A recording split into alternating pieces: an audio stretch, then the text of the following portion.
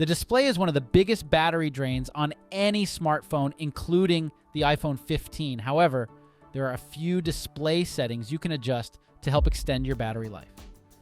Before we begin, access the display settings by launching the Settings app and tapping on Display and Brightness. Now, the first thing you have to do is enable dark mode, which is a system-wide setting that changes the light interface of iOS to a dark interface. This can help save battery life, especially on devices with OLED displays, such as the iPhone 15.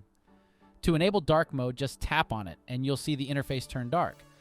The next thing you need to do is reduce the screen brightness, because the brighter your screen, the more battery it will use. Just drag the slider to the left until you reach the level that's comfortable for your eyes. And if you didn't know yet, you can also use the brightness slider in the control center to quickly adjust brightness. And just below the slider is True Tone. It is a feature that adjusts the white balance of the display to match the ambient light. This can help reduce eye strain, but it can also drain your battery. So if it's enabled, just tap on the switch next to it to disable it. Another feature that you should use is the auto brightness, but you can't see it on this screen. Instead, go back to the main settings screen and tap Accessibility.